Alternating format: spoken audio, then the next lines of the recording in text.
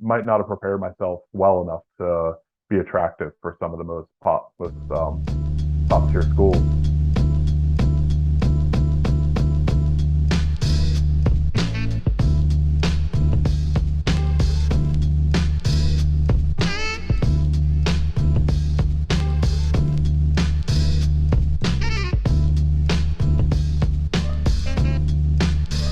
In this week's episode of the Mixtape with Scott, I had the pleasure of interviewing Kyle Kretschman, the head of economics at the streaming platform Spotify. Before I dive into the interview, though, I wanted to give you a bit of a heads up about the sound quality. Unfortunately, the sound quality in the interview on Kyle's side is a bit muffled. We discussed refilming it, tried to find a way to tweak it, but there were certain constraints on the actual sound itself that kept us from being able to do it. And we didn't feel that refilming it would be good because we thought that the interview had a lot of serendipitous, kind of spontaneous tangents and things spoken about that we thought students and people in academia would want to know, maybe even need to know. And I doubted that I could recreate it because I don't even know why it happened. So I'm going to post a video version of this at my Substack for those who feel that a video version would help them kind of follow it, insofar as the audio might be at times challenging. So check out the Substack for those of you that want to watch it instead of just listen to it. Hopefully that'll help. I won't say much here by way of introduction, except to say a few things about Kyle, because I wanted to let Kyle tell you his story in his own words, because it's his story to tell, and it's an interesting story. Kyle is a PhD economist, though, from the University of Texas, Austin, which is down the road from where I live and work at Baylor, where he wrote on topics in graduate school in applied econometrics, empirical industrial organization, or empirical IO, and public choice. After graduating, Kyle went to Amazon, not academia. In fact, given we might start the boom of tech hiring PhD economists in the early to mid 2010s, you could say Kyle maybe was sort of one of the earlier hires among that second wave of PhD economists that went there. He worked for several years at Amazon before being hired away by Spotify to head up and lead a new economics team there. Perhaps this is part of a broader trend of tech firms building up more internal teams, not just of data scientists, but like Amazon departments of economists. Who knows? Recall, though, from an earlier interview with Susan Athey, where when I asked Susan why she said Pat Bajari had done something amazing at Amazon, she said he made economists productive. And in time, he made many of them productive and very unproductive from what I've been able to follow. And Kyle is, from what I can gather, someone whose skills matured and deepened under the leadership of Pat Bajari at Amazon and other leaders and other economists at Amazon. And he was ultimately hunted down by a major tech firm to create an economics team there. I'm by no means an expert on the labor market for PhD economists. I just have been very intrigued and curious by the labor market for PhD economists in tech because, well, partly because of realizing first that causal inference was really valued in tech, but then to sort of realize that there was just this very large community of economists there. But I don't think it's controversial to say over the last 10 to 15 years, the tech industry really has been disruptive in the labor market for PhD economists. They continue to hire at the junior and senior market in larger and larger volume, selecting more and more on people who likely would have gone into academia, into tenure track or tenured positions.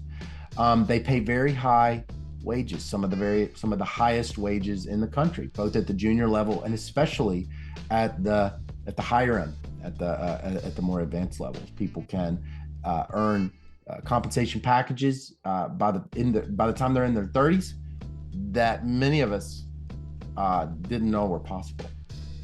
It's in my mind historically novel, and I might be wrong about this, but it seems historically novel that the PhD economists who likely would have produced academic research papers in tenured and tenure track jobs have begun to branch out of academia, but maintain those skills and maintain that research output.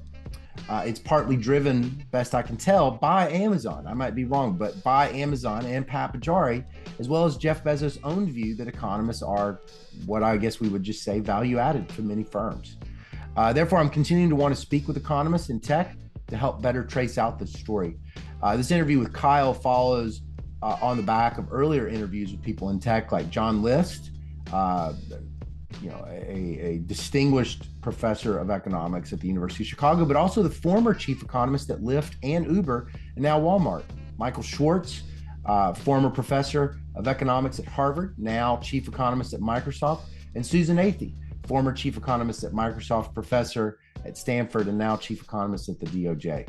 I hope you find this to be an interesting dive into the industry, learn a little bit more about economists there, but by learning about one particular important economist there, a young man named Kyle Kretschman, head of economics at Spotify.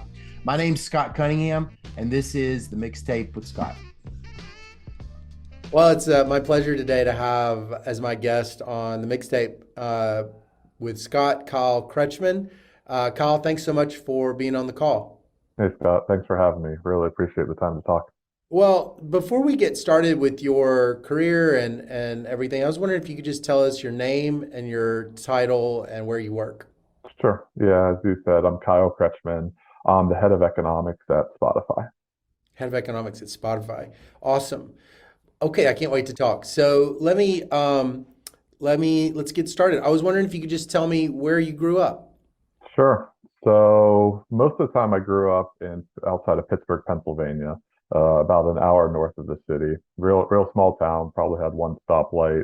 And maybe the funny story that I can share is when I took my wife there, she asked, "Where's the Starbucks?" And I said, "No Starbucks here." There's no So Starbucks. yeah, so pretty small town called Chippewa Township in Pennsylvania. Oh, okay. Is that near like Amish stuff or anything like that? No, that's the other side of the state. So this would be Western Pennsylvania, about near the end of the turnpike, about 5 minutes from the Ohio border. Oh, okay. Okay. You said, but did you mention you kind of grew up in different places? Yeah. So before that, my father worked in civil engineering, and so would build roads and bridges basically across the nation. So I was actually born in Louisiana. Lived there, I think, for a whole 2, 3 weeks. I don't quite remember because I was Yeah. pretty young, obviously. But Uh-huh. then Michigan, and then spent some time in Philadelphia before moving out to Pittsburgh around second grade. Oh, that's kind of like that's like when people describe their parents being in the military, just kind of moving around a lot. Yeah, a little bit. So But then you settled in the second grade. that's right. Yeah. Yeah. So outside of Pittsburgh, and then stayed in Pittsburgh through high school and even through undergrad. Oh, okay. You went to undergrad in Pennsylvania? Yeah, I did. So I went to undergrad at the University of Pittsburgh. Oh, It Pitt. was, yeah, if I guess maybe continuing the story, growing up in a town with no Starbucks, I was pretty intrigued by going to a city and Yeah, trying out that totally. lifestyle. And yeah, we might have lived pretty close, like an hour away, but we didn't go down to the city very much. So Pittsburgh was just really, really enticing for a city to go to undergrad in. And so I basically looked at all schools that were in cities. And so the Mm. proximity plus then the ability to just spread my wings and explore what it's like to be in a city was really, really enticing. Did any of your friends go to Pitt with you? Yeah, so there's probably I graduated from a class of about a little over 200 people in high school, and I think there was like 5 or 6 people from high school that went to Pitt for my class. Mm. So definitely had some really good friends who went and kept in touch with through undergrad. Mm. Yeah. So it wasn't, were you sort of an early generation or were you a first generation college student in your family or did your parents go to college?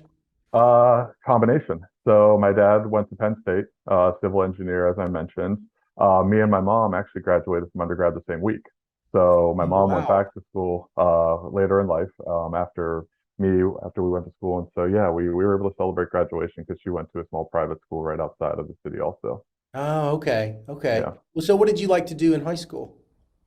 So I played a lot of sports before high school, and then I kind of switched and this was the traditional sports of football, basketball, baseball, but then I switched into tennis in high school. Mm. And so that kept me busy, but along with a lot of academics and really, really liked computer science. Mm. So played a lot of video games growing up, and really enjoyed like that aspect and combination. What games did you play on a video game platform like a Nintendo, or did you play computer? Yeah, no, we played a lot of PlayStation, very much into like role-playing games, some of the arcade games like Marvel versus Capcom. So Yeah. yeah, very, very interested in gaming. Yeah. Yeah. And Yeah. yeah, maybe I was a little too early for that because everybody in the 1990s was like, "Oh, I can make money playing video games," which wasn't true back then. That, that's But right. Yeah. nowadays, You can. That's right. yeah, yeah, That's right. You can do it. There's all kinds of ways you can make money doing things today that nobody knew was possible 10 or 15 years ago, even.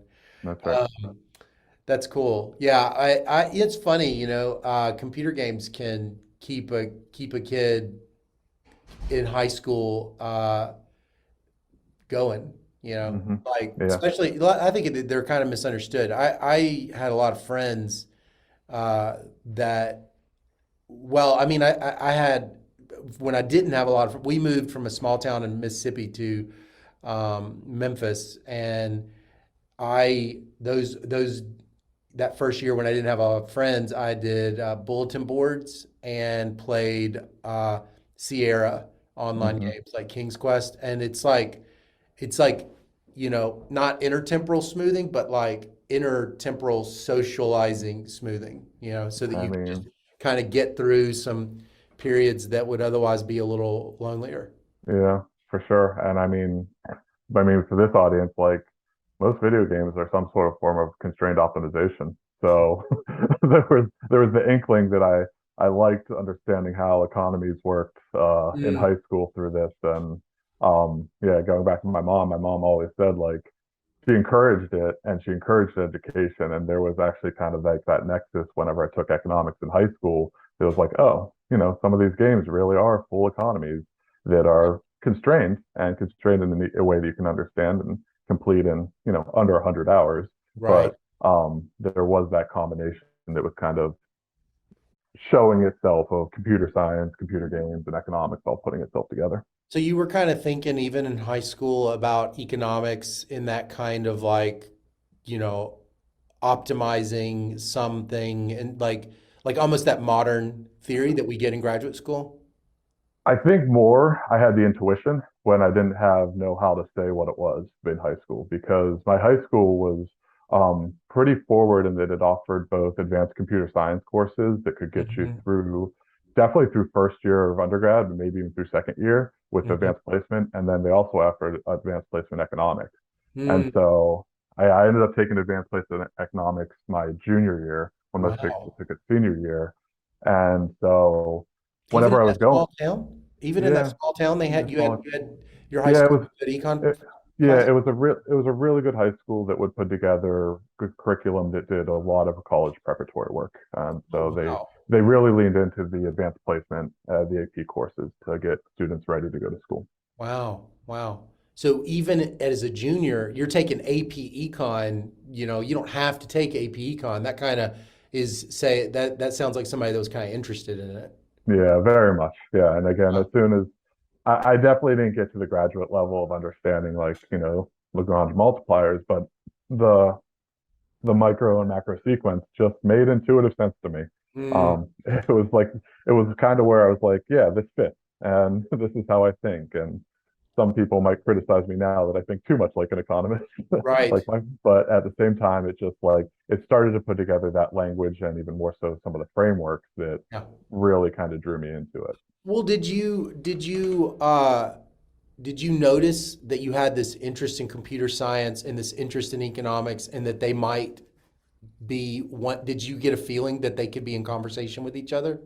Not at first, Our yeah. ancestors 100 years ago didn't, those economists didn't think that way, but now it's just so natural for this generation of economists to be almost one half, one third mathematician, one third economist, one third computer scientist. Yeah. So not at first, but I feel like I may have like lucked into it honestly. Mm, Because whenever I chose to go to Pitt, I chose to start as computer science. mm, Because I knew what that path was. I was inspired by my older brother, the great teacher in high school, and like I was definitely like, okay, a software development engineer career is great. It's cutting edge. It's there. but after probably like the first year, it just didn't feel that end state didn't feel right. And so I made kind of the hard decision to choose, honestly, to switch into economics as a major because I wasn't sure what the end state would be or Right. where I was going with it because it was definitely felt more amorphous. It's a social science, so Yeah. it didn't feel like it was going to be as clear cut and have as much certainty. But pretty quickly, like after a year, it was like, oh, well, we're using eViews at the time. All right, this is coding. I know how to do this. This is great. Right. And starting to see some of that in undergrad was like the kind of the aha moment that like, yeah, this is a place where I can apply this love of coding and problem solving, but on problems and solutions that I find really, really hard and interesting. It was because of econometrics, though. It was in that Yeah, class. exactly. Yep. Yeah. Yeah. Wow. That's really interesting because, I think it's still the case that, you can easily end up with an econometrics class that remains purely theoretical and Hmm. doesn't end up, exposing the student with a lot of actual coding. But it sounds like your professors were getting you into working with data. That's correct. Yeah, Wow. both within the class. So, like I said, we used eViews at the time, Yeah. and again, kind of like learning as you go. I don't think I really knew what I was doing Right. whenever we were typing commands in eViews, but the computer scientist in me was like, okay, well, this is a function. I know functions, input, output, Mhm. but definitely didn't understand necessarily things that were going under the hoods or Right. all of the theory that goes with it. Oh, Um, right. Right. right. So You knew the it, coding part, you knew you were coding, but you did, but like the actual statistical modeling was kind of the new part. But that was a 100%. way for you to kind of engage it a little bit. Yep, exactly. Oh, that's interesting. That's interesting. Well, so what were you going to have to choose between a computer science and an econ major? Or did you end up doing both? So I chose an econ major, but then I had what I would call basically minors or concentrations in Mm, computer science, but then also in statistics and also in math, because mm, once once I had an internship at a bank and was doing data entry, and I was like, I don't think this is what I want to use my economics degree for. yeah. I had a couple of professors at Pitt named Steve Husted and Frank Giratani who brought me on as a research assistant, an undergrad, to Mm. start being part of some of like their survey projects and data collection. And even one of them, I don't, Steve was crazy, but he even let me TA a class as an undergrad. Oh, So, wow. but he kind of, I mean, I say that jokingly because it was formative for me. It was like, okay, this is great. How do I do more of this? And he's like, well, you go get your econ PhD. And I was Mm, like, so I can be a teacher with computer science and doing economics all together? He goes, yeah, let's do that. And so mm, it was with the help and support of some of these really good professors in this education that kind of pushed me on this path to consider to get an econ PhD. mm. And that's when you were like, so what year would you have been in your program? Probably, I think I was in my junior year where I was starting to explore this. And then in my senior years where I was like, okay, I'm actually going to be doing more of this and applying to grad school Mm, because going back, as I said, I entered with some credits. So my senior year was I didn't need a full course load. So I was looking for other things to keep me busy, which maybe that's one of the themes of this conversation is I kind of like the variety and really have variety yeah. seeking behavior too. Yeah, yeah, yeah, yeah. So you graduate. Was there like a field that you were mostly interested in? I thought I would be going into macroeconomics. Macro, yep. Yeah, because Steve worked on the Council of Economic Advisors, and I was really inspired by that and the application of economics within policy, and just again, always applied economics, not necessarily theoretical. Mm, Um, so yeah, then again, it was that would be sort of like labor macro was like the initial idea, but candidly, Scott, I didn't do all my homework and like think about like what grad school looked like or all looked like. I kind of went a little bit more naive than I think other people with again ideas of how I could become like a teacher, an educator with some of these tools versus like how disciplined and single threaded you need to be on research to be within an econ PhD program and succeed so afterwards. you, so you kind of were like, so when you were thinking about graduate schools, what did you sort of, can you walk me through like what you were thinking and how you went about trying to apply to graduate school and where you ultimately chose? Yeah, sure. So applied probably the top 10, and the top 10 probably said no thanks. But Right. also then was targeting specific schools that we had relationships with that I knew would provide computer science and macros. So Mhm. University of the Iowa time at the time, so this was 2006, had a really strong macro program, and then also at the University of Texas with Dean Corbet there. They also had one in Russ Cooper. And so those were like the two that I was like targeting outside of what the top schools were. But yeah, as I kind of mentioned, I might not have prepared myself well enough to be attractive for some of the most top tier schools because kind of, as I said, bounced around and would be Yeah. a little bit working on a little bit different things and have some Right. computer science versus being solely focused on like economics and math and things that might be more of what the top tier schools were looking for. Yeah. Yeah. It's like I mean, I'm the same way. I didn't have any econ classes in college. I was a English major, but um, the diff there's so many students that sort of seem to almost for whatever reason know a lot sooner what they want to do and then like make those choices. And then there's just many of us that are, in a process of search. And when Yeah, you're in a process of search, uh, well, by definition, that's like you're using that time to search, that's exactly right. as Yeah, opposed to saying I've got to become a triple major, computer science, math, econ, and have to do like, these set of steps that, there's no way I could even have known to do it unless somebody had told me. It's weird. I mean, it's just funny how the little things can have such big repercussions for your whole life. But it worked out great. So you end up, where do you end up going? I went to the University of Texas at Austin. Yeah. Yeah. What year was that? And so this would have been 2006, 2007. Oh, okay. So you go 06, 07. Hmm. Yeah. Okay. And so who did Yeah. you And end up working with?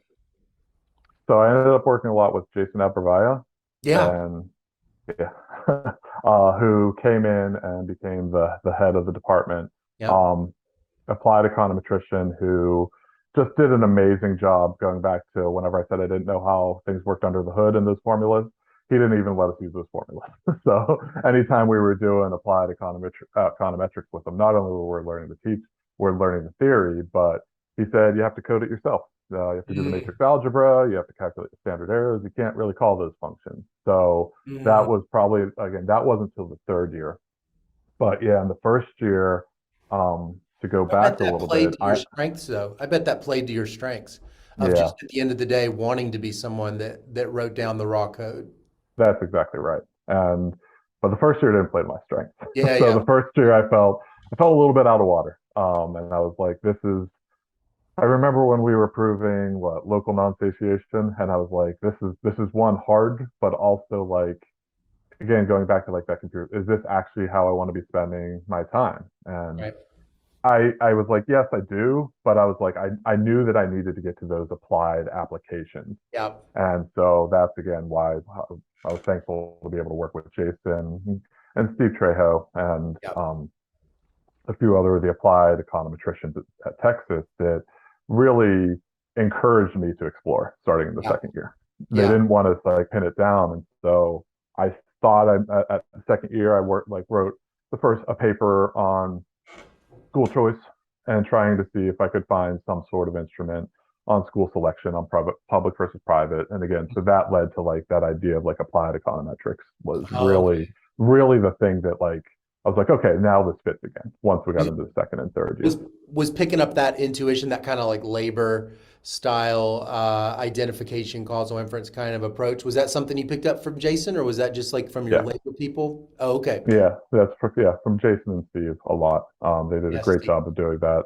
Right. And yeah, but So, then yeah, go then ahead. I threw in I knew threw a little bit of a switch in there also. And my co-author Nick Mastronardi and closest friend and classmate in Texas was very theoretical and very interested in applied empirical I/O, and so we started working in that field also together. And Oh, so then I got to work with Eugenio Miravetti and Ken Hendricks on using empirical I/O. So oh, wow. yeah, and so again, This is the more structural econometrics. So you've got this like exactly. reduced, you've kind of got this like traditional labor reduced form type part of your brain, and then you've got this empirical IO structural part of your brain kind of emerging at the same time. That's right. That's exactly right. Mhm. Yeah, and then we threw everybody for a loop by also saying we wanted to study study politics and how money turns into vote using votes using all these tools. So yeah, I can sit here kind of saying in hindsight, like it all makes sense in this story that I'm telling you, but at the time it was more what you were talking about. It was searching. It was I want to be working on really interesting applied problems. I love Mhm. the toolkit that economics provides and framing, and yeah, I have to be coding to be able to utilize these tools that I've had built up in the past. So Yeah, yeah, yeah. So matching with Nick was really important. Is very that much, what you're saying?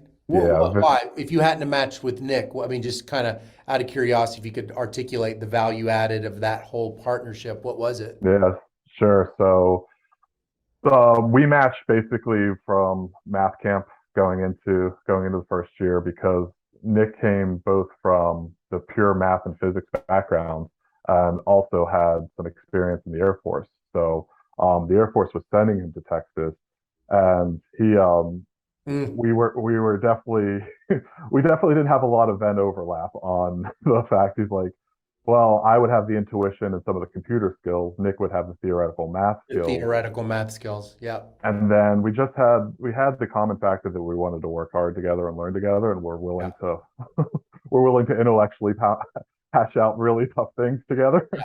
So yeah, huge credit to him through being able to put up with me. And he says the same thing once in a while, but again, matching with somebody that had the more real analysis, proof based understanding of math was so valuable for me. And I Especially think some empirical IO, especially empirical IO. Just being able to, think like an economist in the area of IO is thinking real deep about, you know, a rich set of models and modeling that, approaches. that's exactly right. That's Yeah, definitely not what you're learning in your econometrics classes, even that's though right. they might go together. Yep. Yeah. So yeah, it was a really good match from the beginning. And so we complemented each other, and we're able to build a strong enough relationship to be able to be able to hash out, have really long nights yelling at each other. We say in the office, Mhm. but it was always for educational purposes and lifting each other up. Was that different than what you thought grad school was going to be like? Yeah. So I knew the research component a little bit. I just didn't understand the unstructured research on how that was going to go and like the cadence and where it was going to and how that was going to be so required to develop your own viewpoint. Yeah. I thought it would be more directed because as a 22-year-old, that was the experience I had generally. Mm. So that was the big one was the undirected, and I liked it, but it was also very difficult. How would you describe what you're talking about to your college self, who kind of like, he doesn't really, he doesn't even have the vocabulary for what you're describing. What would you say it was like?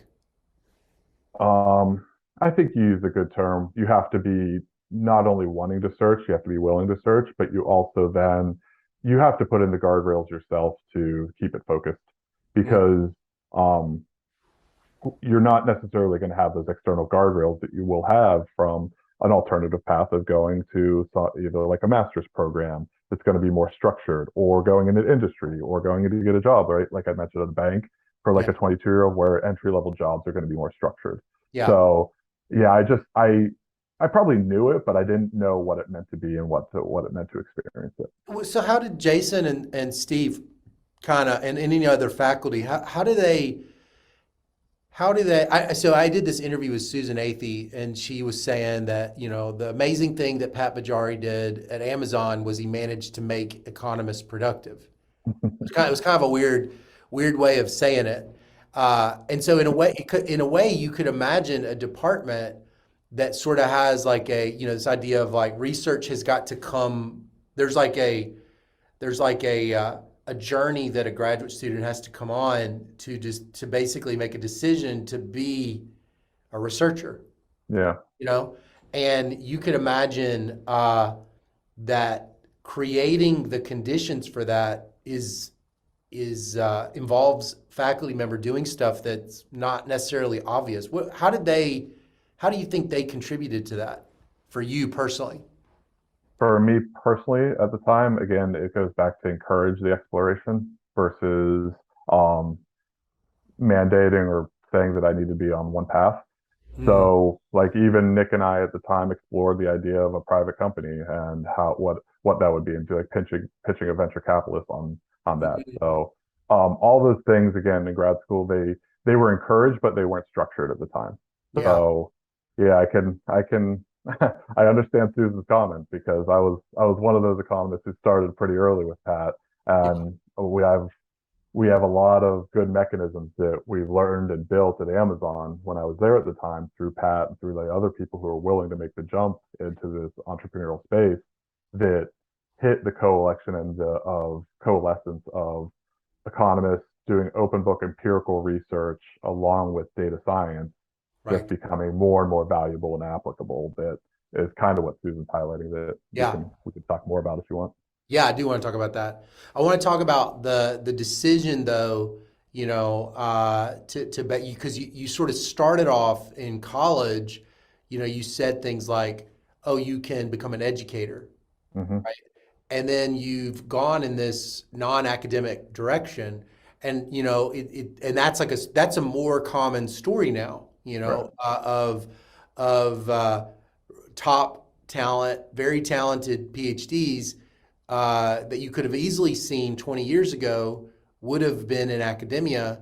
Their counterfactuals are following you, and Hmm. so it's a big part of our you know collective story as economists that this new labor market that didn't exist historically now exists and draws in so much talent. And I was just curious, in a way, you're kind of like a first generation person like that, when you think about it, right? Because tech's not very old. Right. Facebook, what, it's like 2007. And so, so you've got this, um, you've got this chance to kind of say, like, it must have been, so I don't want to put words in your mouth, but I guess I was just wondering, what were the feelings like as you considered not taking an academic track? And when did it start to be something in your mind that you thought that's going to be something I'm going to explore? Probably pretty early because if you want to really trace the roots of like tech economists back, it starts obviously with Hal Varian at Google. And me and Nick actually we sent an email to Hal probably in 2008 saying, "Do you have any use for some summer interns who can Oh, do really? some empirical I/O?" And he said, "No, not at this time." But But he so answered the email. he did answer the email. Yeah, it was nice of him to answer because we knew he was probably pretty busy. Um, but so it honestly, when Amazon started hiring economists, I was probably searching for about a year to move into tech. Um, Mhm. if you want to move back to the decision point coming out of grad school, honestly, it was a challenging labor or a challenging job market for me. Somebody who is a lover of variety, who is working on empirical I/O problems with campaign finance reform, policy recommendations, that's not fitting a lot of the standard Yeah. application process. Which Yep. again, that's probably a theme for me. And again, at the time, it was hard. I was in the running for jobs at Vassar, Wake Forest that I thought would be really good fits Mhm. because there the emphasis would be on education with the research, ability to do research and work on problems that were more widely probably policy oriented. Yeah. But neither of them came through. So I just always knew that industry was going to be an option. And Mhm. so What year is this? What this would have been in 2011. 2011. Yep. Okay. Oh, so So you moved through the program kind of relatively quickly. Oh, 7 5 years. to 11, 4 or 5 years. It was Okay. 5 years. Yeah. 5 years. Yeah. Oh 06 to 11. Okay. Um, but so for Oh, about a year, 2006. Yeah. yeah. And so starting in 2013 is whenever I started applying to the first tech job as a data scientist.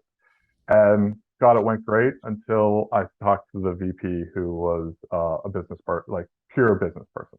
When I was talking to the hiring manager at the time, it was a company who was providing college counseling as a software service.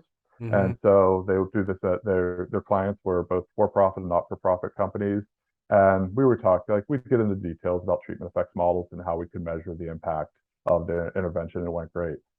But then I had the fly out scheduled, but then the interview with the VP, he said, well, how am I going to monetize your algorithm? Right. And I was like, I'm not sure. I know what algorithm means, but Right. I wasn't prepared for that language and that application and how you turn econometric modeling and measurement into business impact at the Yeah. time.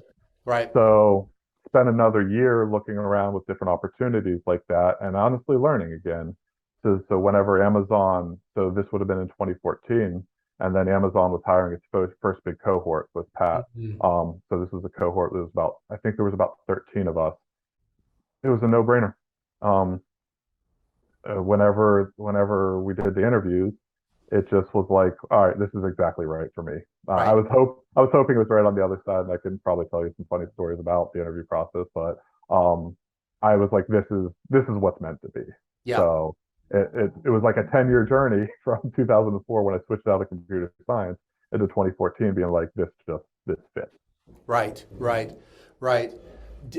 So out of curiosity, is there something that you think is supposed to be learned by the fact that when you were on the job market and you had that interview with that gig and you get to the VP and he articulates questions that are not traditional econ questions or even econometrics questions like business profitability to actually it's kind of ironic, isn't it? Like to everybody that's not an economist, that's actually what they think we do. Is Yeah. like they think we do all that stuff and then they don't know that we're like you said, trying to set up a Lagrangian and solve it. Like what's a Lagrangian? But uh, do you think your competition at that time did know how to answer questions like that, like non-economists in those positions?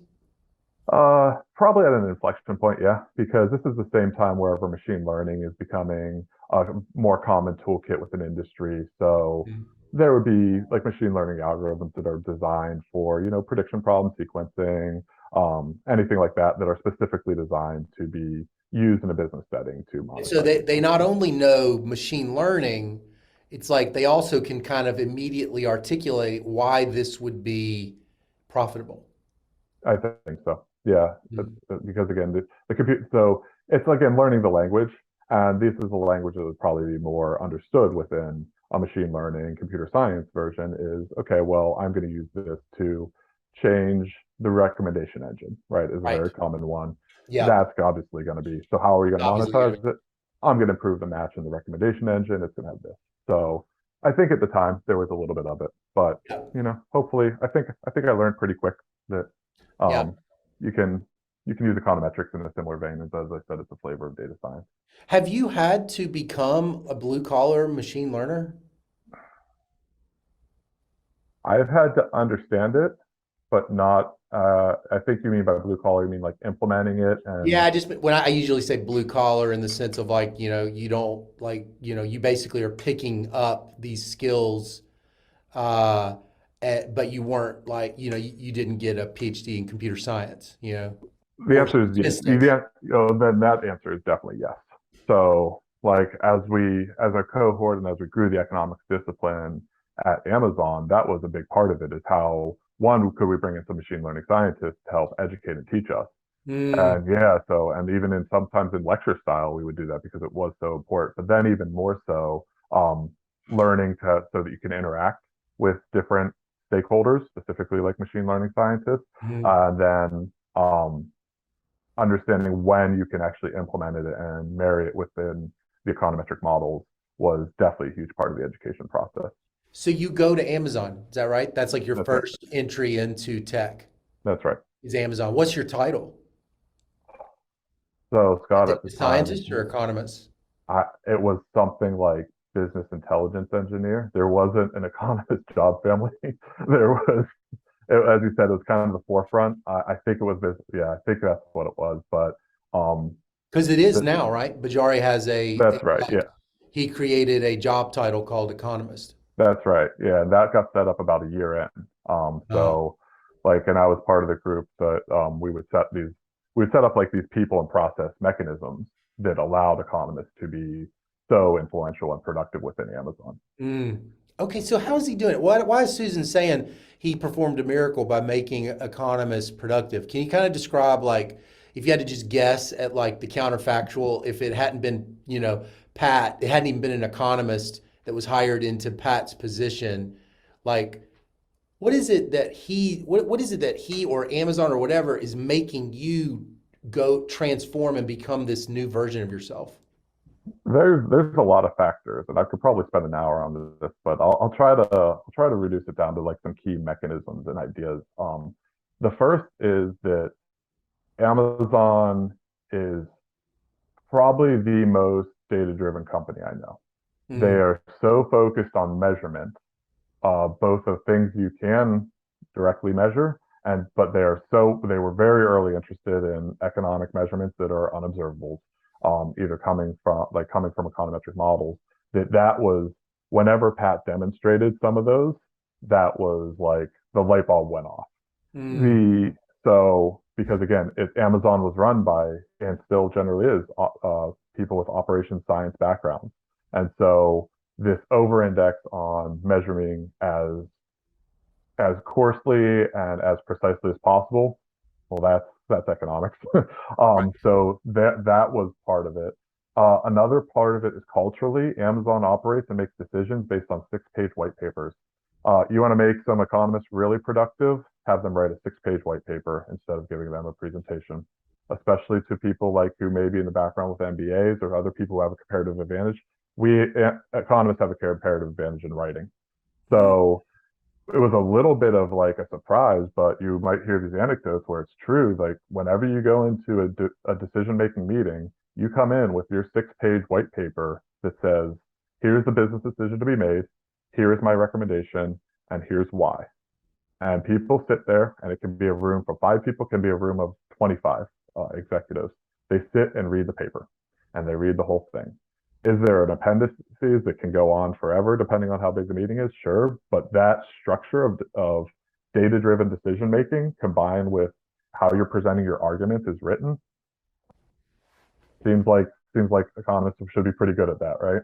is that a Pat thing? He came up with No, the working paper no, idea? What was no. that? The six-pager idea was from Jeff Bezos, and so that Huh. was Would those be so circulated throughout the firm? Uh, the stakeholders who need to be part of the decision making, they be circulated. But again, this is everybody's writing six pagers. PowerPoint is basically outlawed at Amazon, and again, that happened mid 2000s sometime. So people can Google it to find out. But that six-page culture and decision making culture just again fit economists. So how is a six-page paper similar to the kinds of writing that, you sort of associate with economists, and how is it different? So I'll start with the differences. So one with a six-page versus like a 30-page academic, you are not going to be able to share the research process. You are not supposed to share the research process. You are supposed to share the clear recommendation and how you got to that recommendation, right? So if Mhm. you think about like a 30-page academic paper, it can be condensed down into those 6 pages, in my view. That's just not how the industry operates, but you probably would know better than me Mhm. on that. Where it's the same is again, it's a data driven argument. The purpose of this paper, the abstract. Here is the hypothesis that I have, and here's how I tested it, and here's how I'm making my conclusions. So, Mm. what I always found really honestly easy was I felt like I was doing the scientific process. Like Mm. I felt I was with business decision making, it generally worked within what is the hypothesis? How are we doing this? How are we testing it? What do we think some alternative conclusions could be? But and what are we making towards it? So Yeah, yeah. again, it was closer to what I felt like would be a scientific paper in essence. Mm. And that whole data driven mindset is again, that's more, it's very common at Amazon, even common at Spotify now. Mm. So Has that been influential throughout industry? How have you noticed Amazon influencing something yeah, that, like, most people don't understand? yeah, there's some companies who definitely have completely adopted it. There's some companies who haven't, but the six pager again, this isn't a concept just to economists and tech. This is a concept that is held up as one of the key mechanisms for all of Amazon. Mm, mm, hmm. So One other, how often yeah, were you writing those? depends on what level you were. Farther in my career, that's the only thing I did was write 6-page papers, Wow. and it would be part of like my team would help, but again, anytime you have a key business decision to be made or an update, like you're going to be writing the 6-pager. So yeah, it's again that the more seniority you have, the more that becomes your job is to communicate, decide, and guide through these business Mm. decisions in these papers. Do they belong to you? They belong to the team The because team? it's Could you always a team like effort. put them on a, you can't, they're like proprietary though to Amazon. Oh, correct. Yeah, no, they are not publicly available. They're But all like, proprietary it must, information. what's that feel like to do something? What's it feel like to do something that creative and that kind of like scientific that's siloed within the firm? Does that feel strange? No, it didn't, because what it enables is to be able to work on some of the hardest questions without having to worry about without having to worry about communication strategies or a Right. press release. So no, it felt like we were able, and this is going back to like some of the things that Pat and we did at Amazon to make successful. We worked on some of the hardest problems at Mm, Amazon from a very early stage because we said that it wouldn't be publicly available. right. So that's going to do that. And That's been so, a key part. Yeah, because okay, I get it. Okay, that makes a lot of sense. yeah. So who did you And discover then that you were? Go ahead. Sorry, Kyle. I was going to say maybe the last thing to highlight, because again, we could probably spend this whole interview on this, but the other key mechanism that Pat pioneered was um, the proliferation of economists as a job family was not Pat saying and us saying, go do this. And I can give you my own personal example. It was the other business executives seeing the measurements, seeing the results on product, just saying, okay, I want that.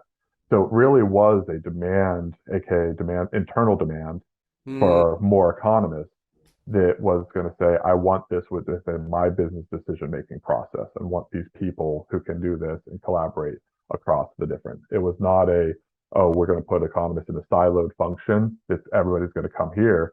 And that was my story. The very first year, I worked on projects directly for the consumer CFO, basically the whole year. It wasn't necessarily by design, but it was what happened. And at the end of the year and a half, the VP of finance said, come over here and do this with me and come mm. build. Come build an economics team and an economics function here within my organization. And that's really is again, that's the real key was it was business decision makers demanding the ability to understand this and demanding the skill set, just like they would data science, machine learning, So because of the demonstrated value. what were they witnessing with their own eyes that was so compelling that that it would increase demand? So both I'll call it like ad hoc economic analysis on maybe big strategy projects, but also then the introduction of econometric systems into product. What does that mean? Introduction of econometric systems into products. So say you have a product that is let's go back to the recommender system. And I use that again as an abstract, but within there, you might make a change to it. You might make a change to the recommender system that's going to cause a treatment effect. Right. So, okay, so we can do that one-off to estimate that, but you could also then build an economic system that's going to measure those treatment effects and changes like an A/B platform or things like that. So maybe people might be more common and familiar with like experimental platforms. This would also be then econometric. This would be sub out the A/B part of it and sub in an economic model that's going to be doing always on measurement. Sometimes at a service level. So sometimes within like individual pages. Sometimes it's going to be at a monthly level, but the integration of econometric models into the product. Right. Right. Wow. So how are you a different economist because of that experience at Amazon, if you had to guess? What was the treatment effect? Oh, I mean, it was incredibly formative because it put the fit together with the application to where I could understand and really to where it is my job is to take a business question, turn it into a scientific process that can be solved with econometrics, and then also be thinking about, is this a problem that needs a scalable solution? Right. So, so Amazon taught me business integration, taught me so many different languages, taught me leadership and management, taught me how to work with stakeholders in collaborative ways, but then even more so how to deliver the value through econometric measurement, both again, as I said, not only just in ad hoc research papers or one-off analyses, but also then where does this fit directly within the products that we build in tech? Yeah. So where'd you go? Seems like people don't stay very long in tech. That's like normal. Whereas like, is that right? People kind of like it's less normal to stay your whole career at Amazon. Is that wrong or? I mean, Scott, it's still new, so it's probably tough to say that because really the field started, like you said, really proliferated in 2012. So I stayed at Amazon for 6 years, and I thought I'd be staying even longer. But Spotify came with the opportunity to one work on something I care very deeply about, which is the music industry. I'm a huge music fan. They also came with the idea to build again. So Mhm. that was the part that really enticed me was Spotify did not have any PhD economists who were in an economist roles. They had like one in a data science role, but they didn't have the structured economic discipline that they were seeing that Amazon was proliferating and also then going into like Uber, Airbnb, and the other tech companies. And so they said, "Can you build again?" And I Yeah. said, "Yeah, I'm excited to build." And then last but not least, there's definitely personal considerations here too. And Spotify just really did a great job in showing how the company as a whole has Swedish cultures and values. And at the time, I had a 9-month-old, and they said this is a great place to come be a father with the balance and that. And I said, all right, let's make the jump and come to Spotify. And so now I've been here about 2 years because I actually went to Spotify in May of 2020. So remind me again your job title at Spotify. So I'm head of economics. Is that like chief economist? I feel like I see different job titles, and I don't know exactly what everything means. Yeah, it's on the path to it. So I'm the highest ranking PhD economist at Spotify. I see. Yeah, Okay. You've been there for and 2 years. Okay, go ahead. Sorry. yeah, because again, that's what I was brought in to build was to build like we did at Amazon was overall integration of PhD economists within the different business units. So this is the part I'm having a hard time, like, putting visualizing or putting in my own words. What exactly will it look like if you have been successful in 5 years at that goal? And what would it look like if you had been a complete bust? What are the two Sure. things that are like empirical that I would be able to observe? Yeah, a complete bust is probably that an economics discipline is not part of Spotify, and there's not a job family. So a complete bust would have been I moved to Spotify in an economics discipline. I either work in or I'm working the data science job. What success looks like is actually what we're, but first so I'll talk about the people and process discipline success. We I came into was Real quick, set Kyle. a So foundation on basically, yeah, so failure actually would mean that the economist community within Spotify just never materialized. Is that what you're saying? And that means like this having groups yeah, of economists that think and use the kinds of training we had in graduate school, but in a way that is actually productive in the firm. Is, that's is right. that is that That's right. right? So Yeah. And again, so that's your the, job is successful if you're able to actually create internal demand for economists. yep, that's right. And Okay. that's what I would say again from the people process side. And then from the product side, it's using econometric research in the ways that I've been talking about. It's using it both not only for individual analysis, but also then building econometric measurement systems that improve the product to get towards Spotify's mission of a billion listeners and fans who can connect with over 1 million creative artists who are making a living. Mm, So it's a combination. It's the combination people process. Do we have the people set up? Do we have this integrated system of economists working alongside all these different types of stakeholders, along with the product side of do we have these measurement techniques that we're applying in a way that is important to Spotify's, not only Spotify's business, but all the stakeholders that have an interest in Spotify. So I feel like, I think to academics and maybe even to some degree students, maybe I'm completely an outlier here and I'm wrong, but I think there's this like really shallow is a negative word. I mean shallow literally more in just like it's just the thinnest knowledge possible of what exactly uh, the core skill set of a successful economist is in tech. And for many people, they think it's such a primitive level. They're like, it needs to be somebody that can code.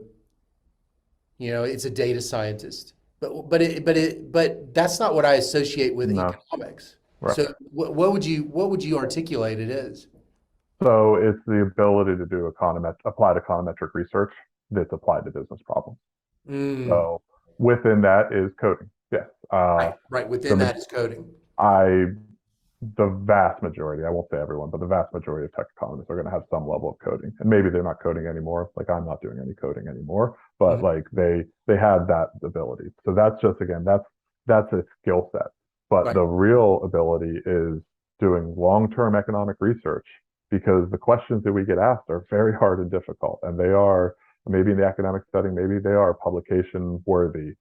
Take 3 years, 4 years to actually solve with the right model, Yeah. but it's the ability to um, take that 3 year research roadmap and make iterative progress. So when you're doing that, you need to have your summary statistics that the business can see, understand, give feedback on, because that accelerates the research process and also accelerates the business impact. So Mm. I guess one comparative skill set that I've learned is what I call research with an open book. You shouldn't really go a month without talking to your stakeholders. You should be showing where the research is. You need to be the person who owns that 3 year measurement roadmap, Mm. but you're the person who's going to be having to take the feedback at a consistent basis. And that's really the different part. So, but again, that goes back to the applied econometrics part So of it what is is so walk me through typical days in your job now. so my typical day is much more generally now on the management people side. Mm. So it's definitely going to be, as I said, building this discipline because we have the creator economics team who's focused on the supply side. We spun up the ads economics team that is a completely separate unit again. So that's like part of the people process. But then this creator economics team has a hybrid data science and economics team that's doing all these things that I'm talking about. Mm-hmm. So with that, right now, we're working on long-term roadmaps for both product and research and being there, and then also giving, I say honestly, translating a lot of the work that the team is doing into the actual business decision making. Mm. So so I kind of work, if you think of the research process, and I think this is kind of generally true of most managers, or at least tech economist managers, they're working at that hypothesis generation and then communication of results, Mm. where then the team itself is working with the data analysis, the statistical models along that research loop to integrate. So it's more of my role really is an integration, being a translator of economic ability and measurement into the business. So you clearly have a comparative advantage, uh, evidenced by your successful creating of a career, right? Mhm. And but I was curious, what do you think that is? How would you explain that to like on a subreddit, explain to me like I'm five. How would you like explain to me what you see as your comparative advantage now in life? That you have that your presence as this value added for the firm. And was that now that you look back, when you think about who you were as a young person back at UT or Mhm. even at Pitt, do you see signs of that? And what were the signs? Yes, I do, because really my comparative advantage now is, as I mentioned, I seek variety. And specifically, I seek variety on really hard, interesting problems. Mm, So that's going to be it. You can abstract away from the economist role, you can abstract away anything else, but I like to work on things that are hard to solve, mm. which is that's going to be valuable in so many different contexts. And then specifically in the economist frame, again, we're probably comparing to other economists. I'm much more of a variety seeker. So Mm. I want to work on a variety of problems. And I mean, There are tying it, people that are not like that in I tech. mean, right. So there would be people who are going to be much more focused on changing the methodology for, I mean, Scott, you work in causal inference. You tell me, what are you working on that's going to be changing some sort of estimator, right? Right. That's that just doesn't hold that much appeal to me. I'll say it. What does appeal to me is disentangling a problem, making a super ambiguous problem solvable, Right. and then having people dive in and solve that. So Yeah. yeah, I guess the Reddit theme, variety seeking on ambiguous problems.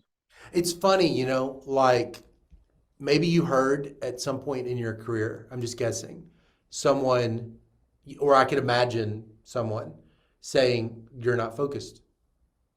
Yeah, I did. And in fact, that might have been true and really not relevant, right? Like Well, a it was misinterpretation. probably relevant feedback to certain end goals, but again, once I realized what the end goals were, it's all of this to tie it all together. All this led up to where an economist in tech is exactly where Yeah, I was I was meant to be. I'll say in quotes. right, right. Well, I think like one thing that I feel like is really positive about the growth of tech. And in many ways, I see now universities are now in direct competition with tech. I don't think that was true 50 years ago, that maybe universities were in competition with government. Hmm. I don't even know if that was exactly like it is now. And it seems like what I see with you is a person who who took ownership of their life, right? And just sort of said, I mean, I don't want to put words in your mouth, but it seems like one of the things that it's like, I think young people can be encouraged by or should hear is that, you know, here's a person that took ownership of their life. This was their career. It's the only life they had. This was their career. And they had the fortitude and the resilience and to be themselves and make a career. Is that true, you think? I appreciate you saying it, and it's probably true. Again, I kind of like hesitate because again, during in my 20s in the searching phase, it definitely didn't feel that way. Didn't feel that way. Right. But now in the decade of my 30s, yeah, it did because, but I was more than willing to explore different avenues Yeah. because because I wasn't willing to settle. I guess I'll say that. Like I Mm. wasn't willing to settle for something that I didn't feel was the right fit for me. Yep. And so that's what a big driver that's been able to help me get here for sure. Yep. Yep. I think that I think the truth is economics is a really valuable PhD, and it supports uh, it supports many personalities with me. But like I do think sometimes one of the skills of people that are in that stage of searching is just to be able to wait. Yep. You know, you're like that. So you don't always know that you're planting seeds, and you can't harvest seeds when there's seeds. You can't harvest plants when there's seeds. You have to Sure. wait. Yeah. But you have to be disciplined and continue to water it too, though, Yeah. And also be willing to take some risks once in a while. That and doesn't willing to hurt it. take some calculated But risks. So, but yeah, specifically like for tech economists, now there is a lot more information. And I will say probably 5 years ago, I probably cautioned some people from going to get their PhD in economics if they wanted to be a tech economist because mhm. it was still, the majority of people who jumped into it were risk takers, willing to do that. There wasn't this, but now I believe the head of NABE has said that there's over 1,500 economists in tech now. We have a great conference that we spun up while I was at Amazon that I was a part of that now NABE Tech in November. So if people want to learn, now the ability is there. So in grad Yeah. school, like come to NABE Tech, come see, come look at the program, come see exactly because it's a conference designed by tech economists for tech Yeah, economists. Susan mentioned it too. NABE, National Association of Business Economics. Actually, it's a huge conference, and I actually don't think in academia a lot of people know about it Yeah, because we that's just one know of the about reasons. the ASSA. Right. And that's one of the reasons I kind of wanted to plug it here, honestly, because again, it started out probably 50 people. I forget what year, but now it's up to, I think they're expecting over 500. And so that is, so some of this discovery and searching that if people who are in their PhD want to learn more about, that's going to be the best place. I only have two more questions, and then I'm gonna let you go. One of them's kind of touchy feely, but Okay. I'll just admit, as I ask this question, you're gonna immediately know I must think this way, and so that does not mean that you think this way.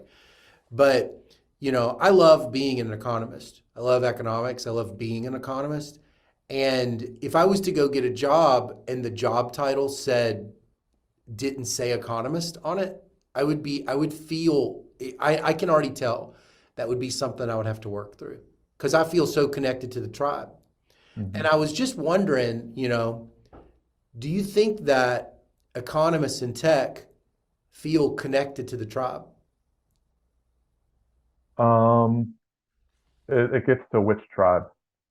Do you think they feel like a part of the broader American Economics Association? I'll say my personal view is probably not, because that's not the colleagues that we've grown up with over the past 10 years. Do Hmm. we feel part of the tech economist community? Yes, there is one. There very much is one. And do we feel part of that tribe? Very much. Do I feel part of the academic economist tribe? Probably not. Yeah, Um, but to tie it all together, like, do I feel like I'm an economist? Yes, yeah, 100% yes. And again, we're making differentiations probably for your audience, but in the grander scheme of things, uh, if you look at anybody in tech who's an economist, they're gonna to non-economists, they're economists. they're economists, right? Because Yeah, they think different. yeah. I mean, I'll give a quick anecdote. Like one of my good friends and colleagues at Amazon, Neil Ghosh, who's not there anymore. Um, his wife and my wife just would always be like, they just respond to the question in the exact same way. Yeah, right, right. So it's like they very much are just so rational with their responses in Yeah, general. There's exceptions, but they they would compare notes and we'd have the same general view and yeah, outlook on personal finances, let's say. yeah, So, yeah, but I think what you're hinting at is there different tribes that are growing up? Yeah, because I think there's probably always been different tribes. And so tech economists is a tribe that is, I mean, is more than growing up. And again, we think there's probably going on 2,000 of them, and there's very strong connections within that. yeah. I guess I wonder sometimes. I'm like, what's the point? The point is community. Mhm.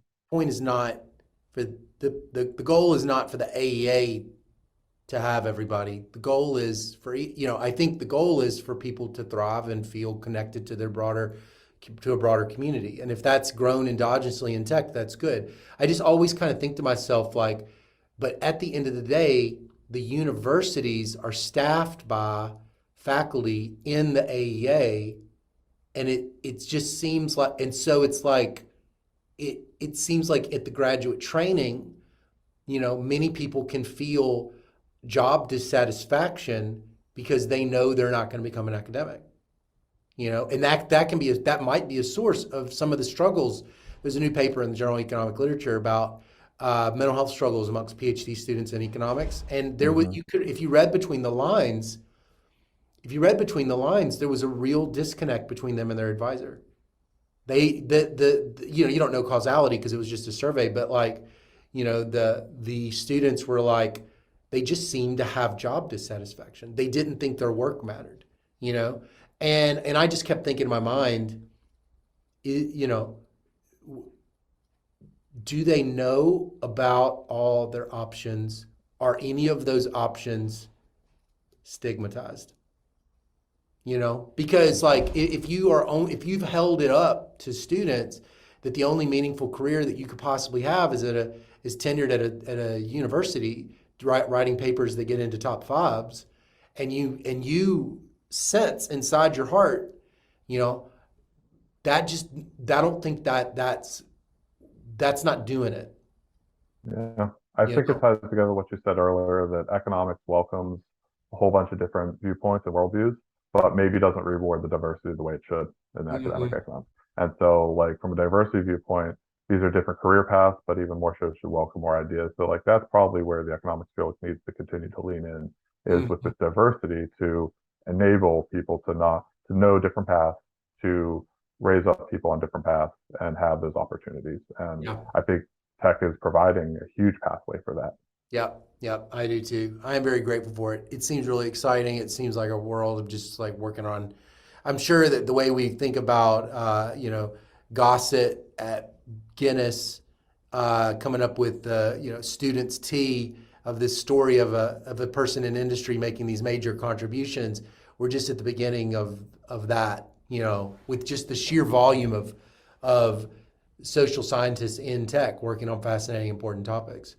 My last question, what is your favorite paper in economics? Or no, let me say it this way. What is a paper in economics that has for some reason that is stuck around in your head? BLP. So B- yeah, it has because that was probably the first time that I felt like the wow moment of we can estimate substitution effects with observational data. Don't need Mm, experiments. We have this method that obviously has proliferated into so many different ways. And that stuck with me because throughout all my stops, I've generally been super interested in substitution effects. yep, So yep. yeah, I would put that in that research thread.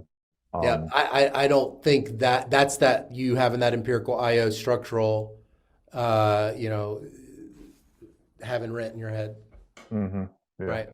Right. yeah, for That's great. Well, it is a real pleasure to get to walk through. I appreciate you walking me through your life and telling me about your career.